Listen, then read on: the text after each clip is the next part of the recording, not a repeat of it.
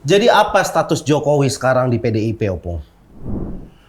Sebenarnya yang paling akurat menjawab. Saya tidak ada urusan lagi dengan Ganjar. Oke. PDI pun sudah saya lepaskan. Jadi yang menceraikan dirinya dari PDI itu dia.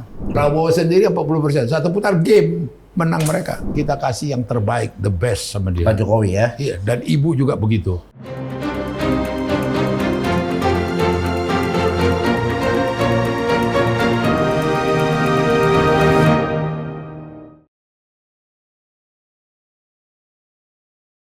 Jadi apa status Jokowi sekarang di PDIP, Opung? Sebenarnya yang paling akurat menjawab itu dia. Paling akurat dia. Harusnya dia yang menjawab. Dia jawab dong. Nanti ntar kita bilang ini, dia jawabnya apa. Supaya lebih otentik dia. Satu. Kenapa saya katakan begitu? Dia sangat paham PDI Perjuangan. Dan dia bukan anggota main-main. Kalau Ibu Mega mengatakan dia kader terbaik. Superstar di PDI Perjuangan. Terbaik. Dan itu dikatakan Mega dalam pertemuan resmi. Dan itu bahwa Jokowi lah kader yang terbaik. Ya kan? Nah sekarang kader yang terbaik ini kan begitu nih. Tahu menempatkan dirinya di mana. Oke. Ya kan? Seharusnya. Jadi kalau misalnya Mega pidato waktu deklarasi Ganjar ini sama Mahfud, jangan ada manuver-manuver. Jangan ada yang bertentangan dengan kepada Ganjar dan Mahfud. Semua bersatu, solid Ganjar. Siapa yang tidak itu keluar. Oke. Kan kata Mega. Ya. Betul. Itu di samping dia Jokowi. Oh iya benar, benar. Nah kalau Jokowi paham dan segala macam, ya dia keluar. Kenapa nggak dipecat, Opung? Apa? Kenapa nggak dipecat? Ah, itulah seninya, kita lihat dulu lah. Opung pandan apa-apaan? Ada terlalu gampang. Terlalu gampang ya, itulah seninya di situ ya. Di situ seninya ya. Lo enggak, ini logika. Maka saya terus terang juga, kalau kita melihat lebih dalam lagi, kita kasihan sama Prabowo. Wah, kenapa tuh, Opung? Pilihan Jokowi terhadap Prabowo setengah hati. Setengah hati? Setengah hati. Iya. Kalau full, betul-betul full, ini saya pernah bicara di Senayan, saya pernah bicara di Rakernas, bahwa Ganjar Pranowo calon presiden, Ganjar menang. Itu semua saya hapus. Oke. Sekarang pilihan saya kepada Prabowo dan anak saya, namanya Gibran. Itu baru. Tapi kan presiden harus netral, Opung. Loh, netral. Nah sekarang baliho dia juga ada di mana-mana dengan PSI, nggak ditegur dia. Dia membolehkan ya. Loh, dia. Iya benar. Jadi gimana ya, maksudnya dengan keterus terangan dia, rakyat nggak bingung. Dengan betul-betul itulah yang kita harapkan. Nah sebagai kader PDI Perjuangan yang dikatakan, nah ternyata saya nggak lagi. You know, Ya. saya sudah ini begitu. Jadi apa sih kalau Adian Nabi Tupulu mengatakan seorang pemimpin itu apa yang diucapkannya itu langsung melekat meterai di mulutnya. Ya kan?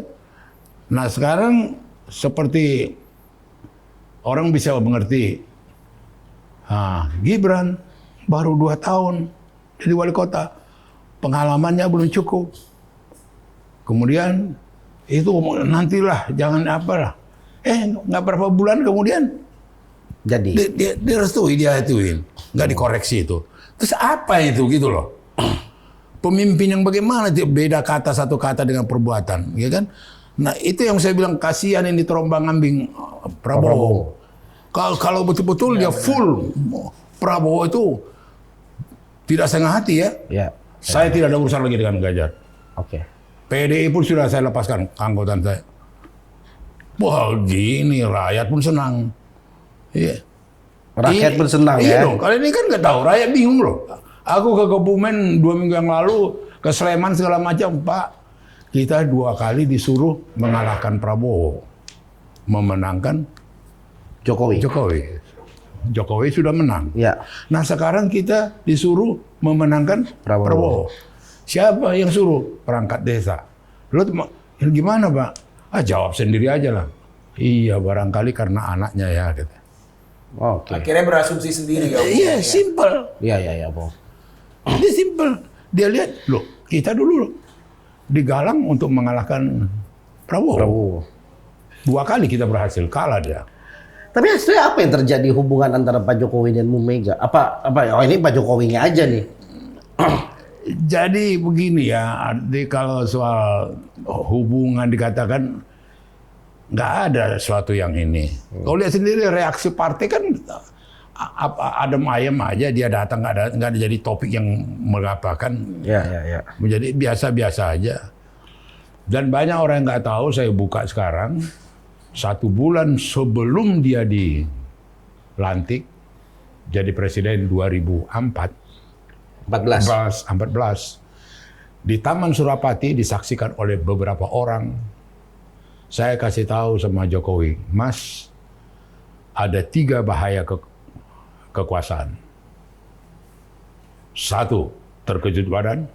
2, dendam kemiskinan. 3, dendam kekuasaan. Dia ambil blok laut, dia catat.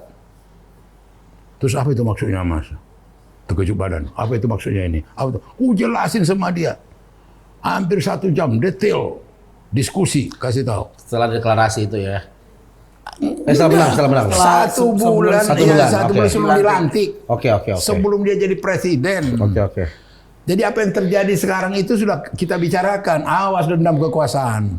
Awas nafsu kekuasaan. Ada kemudian bisa gila dibikin kekuasaan. Aku udah kasih tahu dia. Udah diingetin itu. Udah diingatin. Udah dicatatnya. Gitu Catatannya hilang kali Opung. Nah, ada nggak tahu aku. Nah kemudian juga mengenai apa itu dendam kemiskinan. Mas kan cerita sama saya di bantaran sungai tinggal, kemudian kontrakan menyedihkan segala macam. Sekarang istri dan anak mau hidup dengan gemah ripah loh Jinawi.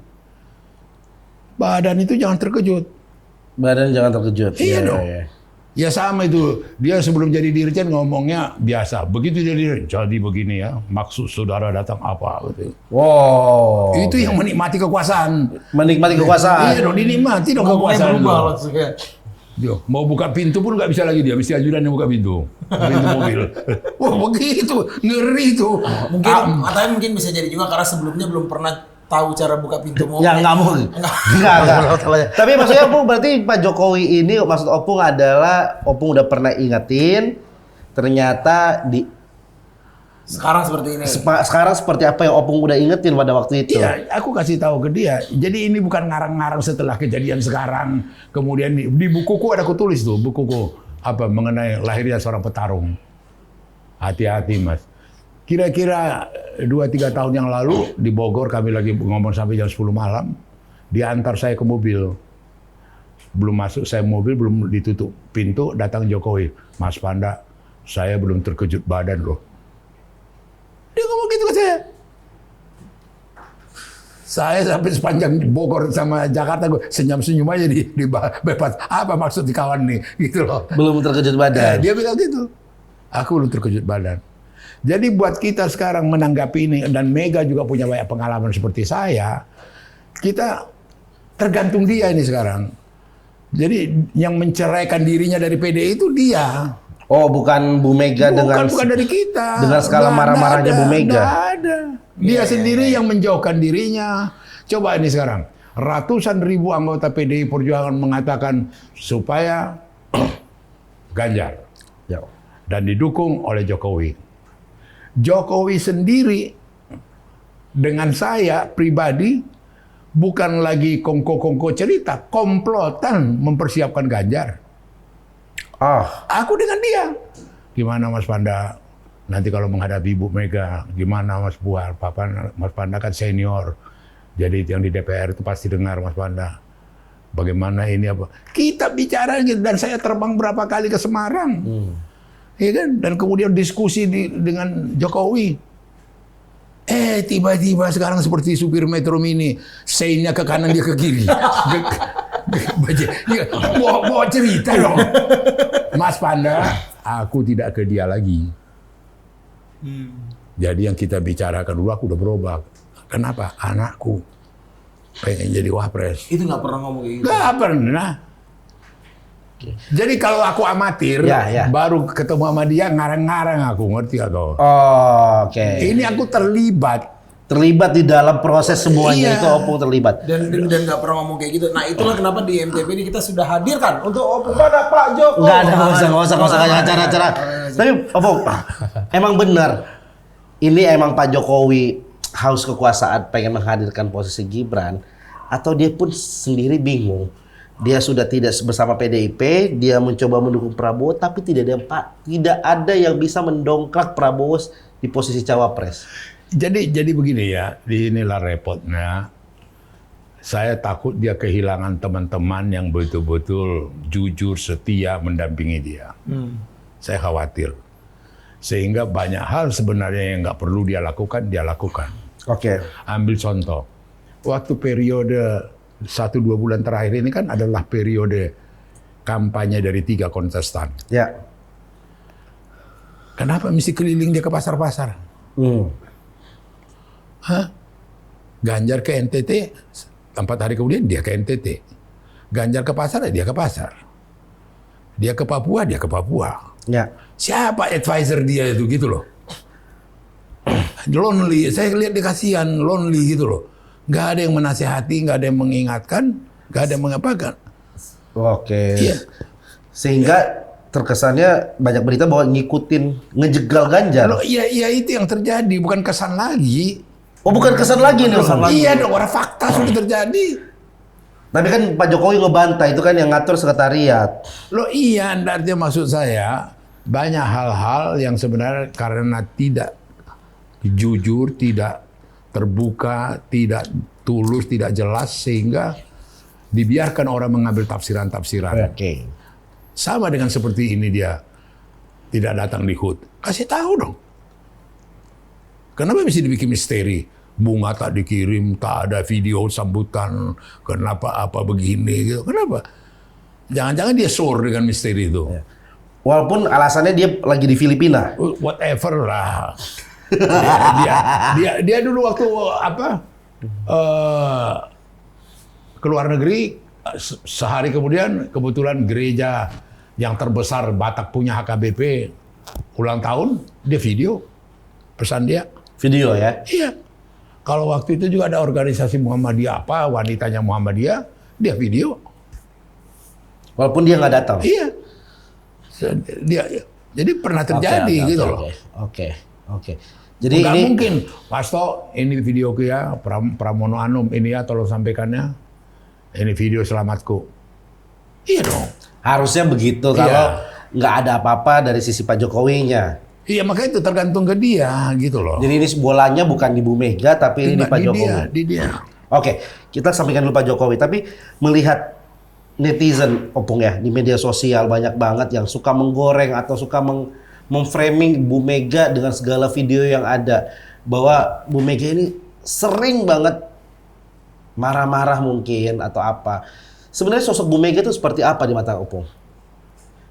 Dia kalau kesanku marah-marah, dia bawaannya ibunya orang Bengkulu. Ya. Bapaknya orang Jawa Timur, temperamennya ini. Ya. Saya bergaul dari dia sebelum kawin dengan Taufik Kimas. Ya. Saya dengan Mas To, Guntur menjemput dia ke Madiun waktu ini. Saya termasuk orang yang dengan Mas To, dengan Guntur menjodohkan dengan Taufik. Jadi hubunganku panjang.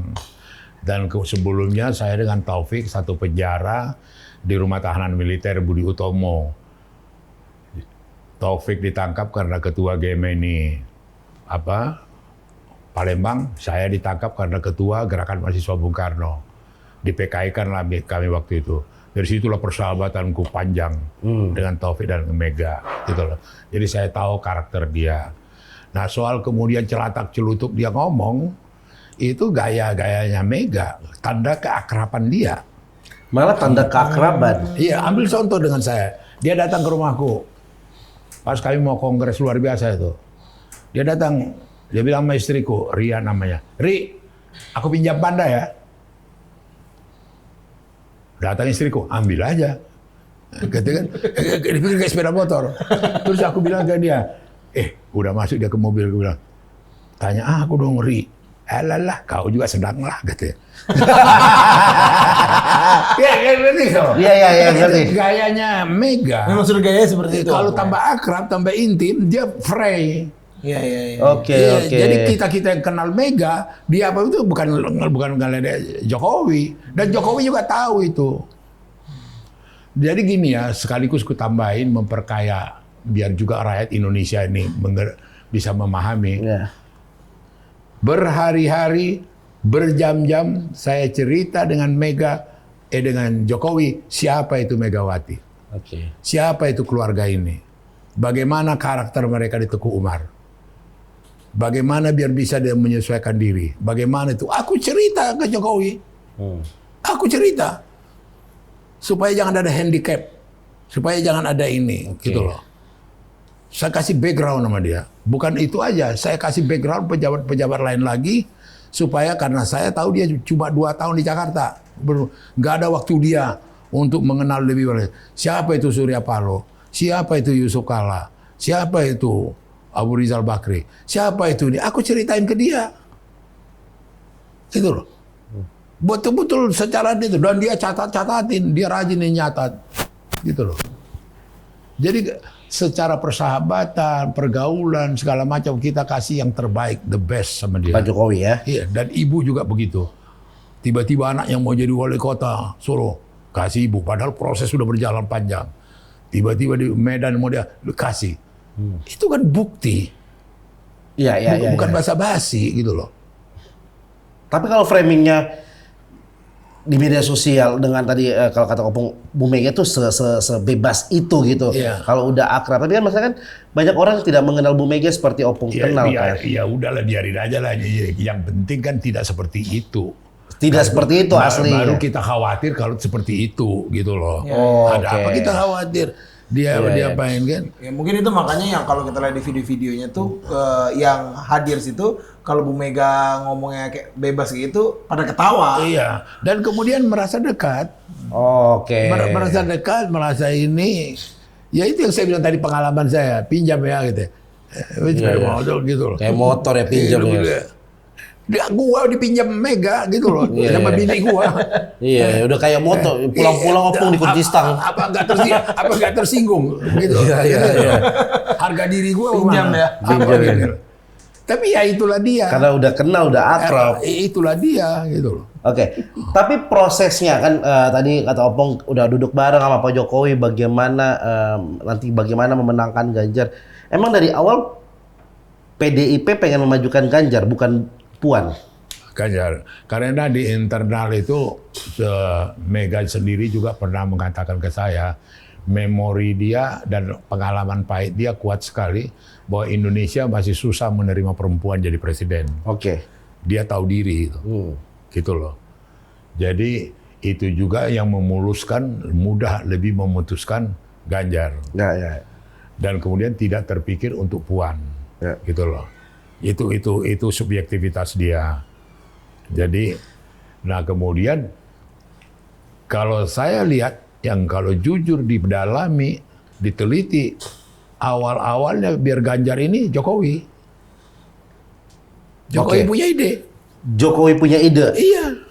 Jokowi punya ide Ganjar apa Jokowi punya ide Ganjar capres, Prabowo cawapres? Nggak nyampe, kalkulasi ke Prabowo nggak nyampe. Oh nggak ada tuh. Berarti isu-isu yang beredar bahwa Ada. Cawapresnya Pak Prabowo. Belakangan aja ini waktu mereka jalan di sawah bertiga. Oh. Baru ada cerita itu. Yang kemudian mereka bilang, aku heran kok ada, masih ketua kan saya, kok ada bilang Ganjar mau jadi wapres orang. Ada kan celutukan Mega. Iya. Iya, itu ada. Jadi sebenarnya di PDI Perjuangan itu semua sangat clear. Sangat jelas dan dibicarakan, didiskusikan gitu loh. Nah, bahkan Pramono Anung, sekretaris kabinet, menurut cerita Jokowi ke saya, dapat tugas dia menjadi penghubung, memaintain hubungan antara Jokowi dengan Megawati, antara Jokowi dengan partai. Ya. Ditempatkanlah namanya Pramono Anung Dialah yang bisa bercerita ke Mega jalan pemerintahan ini kayak apa. Dan dia juga bisa cerita ke Mega atau ke Jokowi, PD Perjuangan itu begini dan segala macam. Itu dari awal didesain supaya jangan ada miskomunikasi, supaya jangan ada bayangkan ngemannya itu loh kalau orang Jawa bilang. Ngejaganya itu loh. Ngomong kayak apa dijaga. Nah, itu cerita sini ke saya. Cerita Jokowi, bukan cerita orang-orang. Ini bukan cerita asal-asal ini ya. Bukan si Pramono yang cerita ke aku. Iya, Pak Jokowi langsung ngomong nih. Cerita ke saya. Oke. Mas Panda, itu Pramono ditempatkan di situ. Saya minta dia sekap double. Maksudnya gimana? Tugas dia menjaga hubunganku dengan partai. Tugas dia menjaga hubunganku dengan Mega. Begitu. Nah kalau sekarang pikiran pendek, kalau hubungan mereka dua ini bisa Ganjar yang digantung. Siapa yang digantung? Si Pramono. Benar. Kau jaga nggak ini hubungan ini? Pramono yang Oke. Tapi kalau ngelihat keadaan sekarang, kita balik ke kontestasi Pilpres, Opung.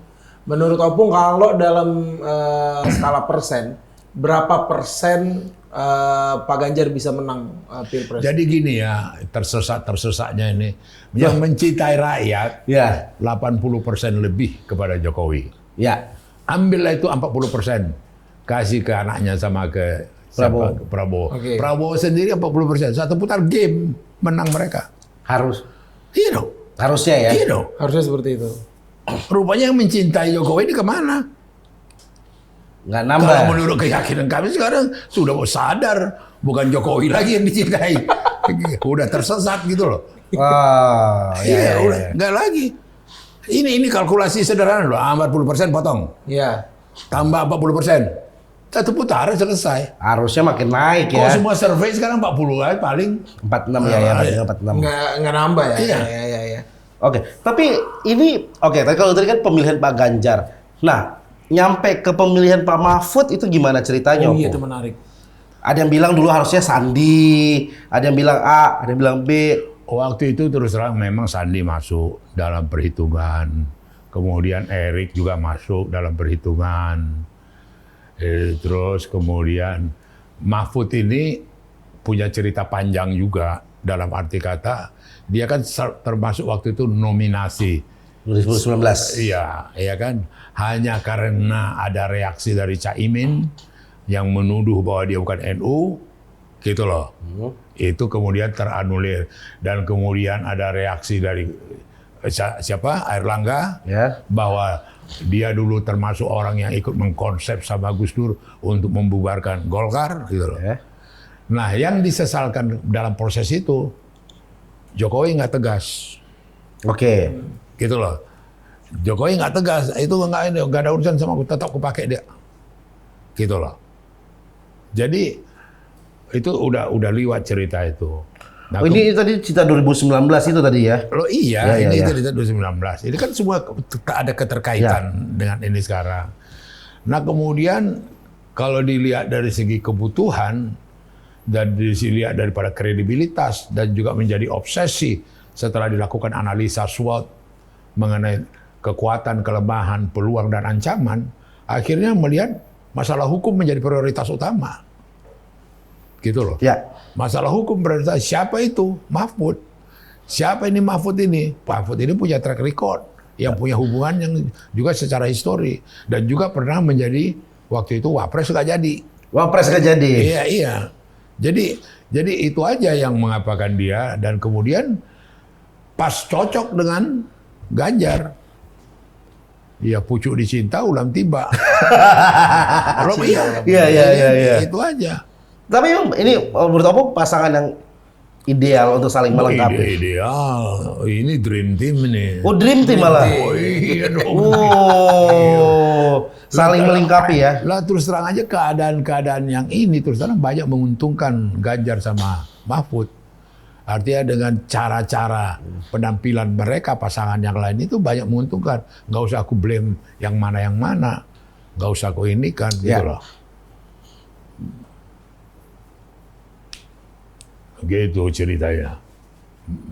Benar, ini ada kisah balik di balik pemilihan Pak Ganjar dan Pak Mahfud. Tapi kalau melihat udah 3 kali debat, elektabilitas juga Ya walaupun nggak sama Opung ya, ada yang bilang Pak Ganjar di urutan ketiga, Pak Anies yang kedua, Pak Prabowo. Tapi kalau dari PDIP sendiri dan koalisi melihat elektabilitas Nah, sekarang ini partai ya, dia ada disiplin. Kita tidak mau berpikir di luar satu putaran. nggak mau berpikir di luar satu putaran. Iya. Jadi ini wajib satu putaran. Ya satu putaran. Nah, nanti, jadi jangan coba-coba analisa 2 putaran gimana. Kemudian kalau ini nggak ada kamusnya itu penegasan dari ketua umum Satu putaran. Itu pegang. Terjemahkanlah itu. Ini kan mafioso. Jadi apapun ceritanya, barang ini satu putaran. Iya. Itu loh. Bukan saja yakin, Ainul yakin, Ya. Akul yakin. Oke. Mau masalah nanti apapun terjadi di belakang itu nanti. Nanti. Sekarang satu putaran. Otak itu otak satu putaran. Oke. Jadi kalau ini masalahnya kalau kita mau nanya habis ini kita mau nanya bagaimana karirnya Ganjar, mau bagaimana PDIP apakah oposisi, nggak bisa dijawab sama Opung karena hari ini satu putaran. Loh, dengan pidato Mega nggak? HUT Iya, itu? iya. Satu putaran itu kan sudah, maaf partai-partai lain ya, di Iya. kita soal disiplin tinggi sekali. Oke. Lihat aja Budiman Sujatmiko coba-coba kembali loh langsung out. Keluar gitu loh. Cuma Jokowi lebih tinggi daripada Budiman Sujatmiko gitu loh kan. Maksudnya gitu. Budiman Sujatmiko bisa langsung diusir. Kalau Pak Jokowi agak tinggi nih. Karena dikasih kesempatan ke dia. Iya, iya. Dia- Kau lah yang tentuin posisi Ya. kau. Mau di dalam apa di luar. Iya. Kalau kita ngikut aja. yang nggak dibawa kalau ikut-ikutan ya keluar lah kalau kau. Oh, kau denda. Itu risiko anak buah. Beda bentuk barang kan. Yang satu barangnya presiden, yang satu cuman kader biasa kan. Ibaratnya kalau basket, Ya. LeBron James Iya. sama Tatang, Iya, sama, ya. semuanya pengen cabut. Tatang aja silakan ini. LeBron James. Jadi pertanding. Iya. Tergantung LeBron James mau di Mau, sini. ya. Syukur kalau enggak juga Kalau enggak nggak kita apa-apa. nggak bisa maksa ya. Benar. Tapi berarti yang menarik adalah ketika semua orang pada Per satu putaran. Bu Puan dulu ya, kita tarik dulu. Oke. Mbak Puan terus Bu Mega dengan realistis bahwa enggak, Pak Ganjar nih yang maju nih. Nah, posisi Mbak Puan sendiri ke depannya pasti mau nggak mau kan Bu Mega akan mencari penggantinya. Pengganti. Ketika misalnya sudah umur, sudah Tuhan memanggil dan lain-lain, pasti kan yang dipersiapkan Mbak Puan. Dari Opung sendiri melihat Mbak Puan tuh sosok seperti apa? Ya kalau saya lihat ya kebetulan saya kenal dari kecil ya. Waduh, ini menarik dari kecil. Ini benar-benar Opung nilainya udah dari kecil. Dari kecil nih, bukan dari sekarang doang nih. Bukan dari kecil. Dan dia kebetulan juga teman akrab dari anak saya. Oke. Putra. Ya, mereka sampai sepermainan. Sampai sekarang biarpun DPR, Putra, manggil ibu, mereka tuh nggak bisa tante. Jadi padahal udah ketemu misalnya pertemuan fraksi dan itu dia. Ya karena dari kecil. Oh iya. Jadi kedekatan kita itu tahu betul gitu loh. Oke. Jadi pergaulan, jadi punya banyak memori lah Ya. hubungan kekeluargaan ini. Nah, jadi kembali ke pertanyaanmu tadi, Mega itu tidak pernah merancang atau merencanakan supaya didesain begini. Oh, nggak pernah? Nggak ada didesain. Jadi waktu dulu Puan anggota DPR, kemudian dia waktu itu menggantikan saya sebagai sekretaris fraksi, kemudian terus dia habis itu dia jadi Menko, pernah sempat jadi Menko, kemudian sekarang ketua DPR. Itu bukan ada perencanaan begini-begini, enggak ada. Ini bukan kemauan seorang ibu terhadap anak. Bukan, ya kemauan seorang ibu ya mau maju dong anaknya, Ya. mau maju. Tetapi bukan tipenya Mega yang mendesain anaknya supaya ini. Bukanlah gitu. sebuah agenda ya. Opung. Iya, enggak ada jadi diskusi kita gimana ya. Ibu maunya Puan jadi ketua DPR. Bagaimana dikondisikan dengan fraksi lain? Bagaimana dengan nggak ada. Nggak ada tuh lobby-lobby Nggak apa ada. segala macam. Diskusi nggak ada. Gitu loh. Ini natural aja Mbak Puan berproses di dalam Natural, partai. Ya sama dengan dicoba dulu dikipas-kipas bahwa Terah Soekarno. Harus Terah Soekarno. Ya, itu dia tadi. Orang menghormati Guntur Soekarno Putra yang ngomong tidak ada Terah Soekarno. Kalaupun yang legal mendapat legitimasi Terah Soekarno, Guntur. dari garis bapaknya. Ya. Kalau Puan, Kimas. Oke. Gitu loh. Bukan Soekarno. Ya, Gitu loh. ya. Iya. Dan itu ngerti. Maka dulu dicoba-coba harus apa supaya yang mendukung Puan mengatakan Teras Soekarno. Harus jadi Teras Soekarno. Enggak. Jadi calon presiden dari Teras Soekarno. Enggak ada. Nggak ada itu. Mega sendiri kalau perhatikan jeli tanda tangannya itu ada 2 macam. Mega Soekarno Putri, satu lagi Mega Taufik. Oh. Ada. Apa pembedanya, Opung? Lo bukan, ya lagi dia sayang, dia suaminya, dia ingat dia ya pakai Taufik. Kirain ada sesuatu spesial. Kalau Mega Taufik itu buat kepentingan ini, agenda ini, kalau ini agenda Kalau ini. lagi sebel, nggak usah dipakai dulu. Lo ya ini. Mega. Perhatikan tuh tanda tangannya itu. Ada. Oke. Ada 2 macam. Berarti ini bukan sebuah agenda atau settingan untuk mengantarkan Mbak Puan ke kasta paling tertinggi dari PDIP. Sudah di Comberan, saya di Wongke sama Ibu Mega. 2, saya waktu ditanya, gimana Hamzahas maju jadi calon presiden? Tergantung partai. Bu Yusril gimana? Ini ditanya SBY, dia bilang tidak. Betul nggak? 2. Ketiga, bahwa tidak ada dikucilkan, tidak ikut dalam rapat-rapat kabinet.